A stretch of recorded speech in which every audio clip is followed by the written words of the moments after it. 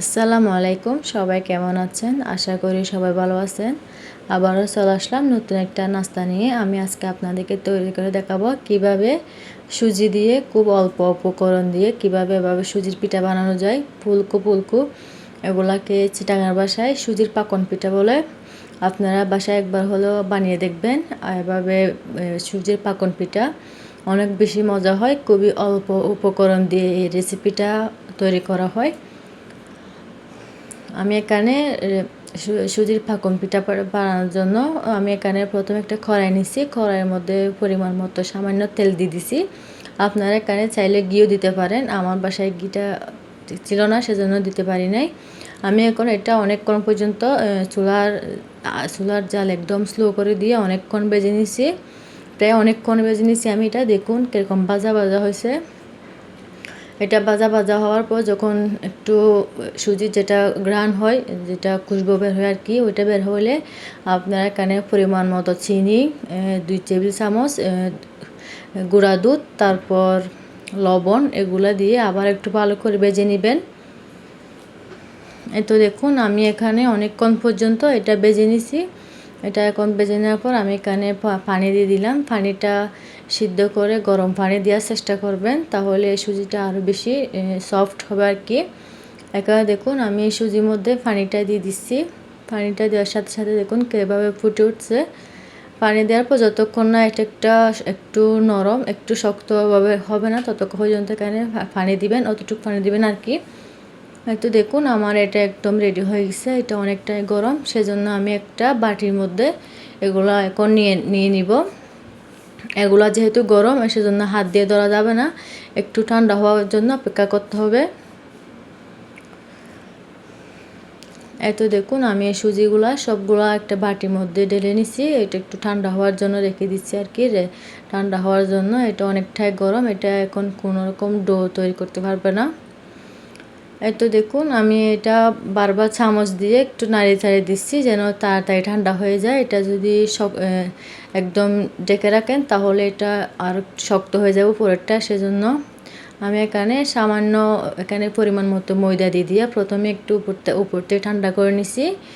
তো দেখুন আমি এখানে পরিমাণ মতো একটা ডোর মতো হয় মতো আর কি, আর কোনো পানি দিতে না হয় মতো এভাবে একটা আমি ডো তৈরি করে নিব। এখানে আমি 2 কাপ, আমার কাপের মধ্যে 2 কাপের মতো আমি এখানে ময়দা ইউজ করছি। এখন আমি একটা এখানে ডো তৈরি করে নিব।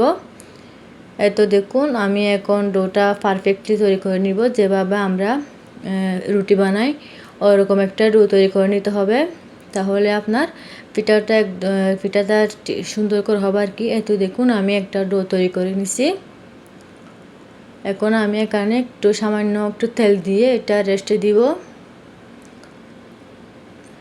তো দেখুন আমি হাতের মধ্যে একটু তেল দিয়ে আবার একটু মেখে নিয়ে আমি এটা রেস্টে দিব। প্রায় 10-15 মিনিটের মতো রেস্টে দিছি। এটা দেখুন সফট হয়েছে, কীরকম ডোটা কীরকম সফট হয়েছে। আপনারা আমি আঙ্গুল দিয়ে দিচ্ছি, দেখলে বুঝতে পারবেন এই ডোটা কীরকম সফট হয়েছে আর কি। দেখুন কীরকম নরম হয়েছে। এটা রেস্টে দেওয়ার পর আরও অনেক বেশি নরম হয়ে গেছে। তো দেখুন আমি প্রায় 15-20 মিনিট পর ফিরে আসলাম। এখন আমি এটা একটা বেলুনি দিয়ে, যেটা রুটি বানাই ওটার মধ্যে দিয়ে আমি এটা সুন্দর করে একটা রুটির শেপ দিয়ে দিব। দেখুন কীরকম সফট হয়েছে আমার ডোটা। এখানে যেহেতু আমি শেষের দিকে একটু তেল দিছি, সেজন্য এখানে কোনো রকম ময়দা ইউজ করতে হবে না। আমি এভাবে একটা রুটির মতো করে বেলে নিব। এটা রুটির মতো বেলে নেওয়ার পর আমি একটু করে একটু বেশি মোটাও না, শুকনো বেশি পাতলাও না, ভাবে করে নিব। এখানে আমি একটা জুসের ঢাকনা নিয়ে, আপনারা চাইলে যে কোনো বয়মের ঢাকনা দিয়ে আপনারা এটা কাটতে পারেন, যে যেরকম শেপ দিয়ে কাটতে চান আর কি। তো দেখুন আমি কীরকম মোটা করছি পাতলা করছি ওটা আপনাদেরকে দেখিয়ে দিলাম। আমি এভাবে সবগুলা পিঠা প্রথমে এভাবে মেলে নিব, সবগুলা মেলে নিব এভাবে করে শেপ দিয়ে আর কি। আপনারা চাইলে যদি কোনো রকম শেপ দেওয়ার মতো জিনিস থাকে সুন্দর, তাহলে আপনারা এভাবে শেপ দিতে পারেন। তো দেখুন আমি আরও একটা বানিয়ে আপনাদেরকে দেখাচ্ছি। এটা দিয়ে খুব সুন্দর করে কাটা যায়, সেজন্য আমি এটা দিয়ে করতেছি। তো দেখুন আমি অনেকটা এভাবে আমি সবগুলো পিঠা বানিয়ে নিব। এরপর আমি কড়াই দিয়ে দিলাম। কড়াইয়ের মধ্যে আমি পরিমাণ মতো তেল দিলাম। তেলটা একটু বেশি করে দিবেন, এটা একটু ডুবা তেলের মধ্যে হইতে হবে।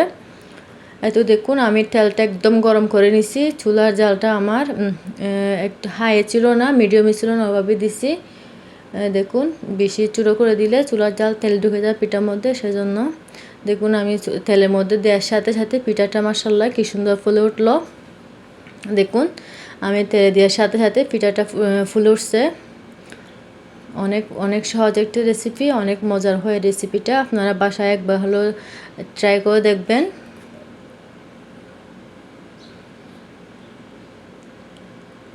এই তো দেখুন আমার এভাবে সবগুলা পিঠা বানানো শেষ। আমি এখন আপনাদেরকে দেখাবো আমার পিঠাটা কীরকম হয়েছে ভিতর থেকে। এই তো দেখুন ভিতর থেকে কীরকম হয়েছে, অনেক সুন্দর হয়েছে, একদম ফুলকো ফুলকো সুজির পিঠা। এই পিঠাটা অনেক সহজ। দেখুন কীরকম সফট হয়েছে। আমি আমি নিছি, আপনারা দেখলে বুঝতে পারবেন কীরকম সফট হয়েছে। অনেক মজার হয় এই পিঠাটা। আপনারা বাসায় একবার হলো ট্রাই করবেন আর বেশি বেশি করে আমাদের জন্য দোয়া করবেন। আল্লাহ হাফেজ।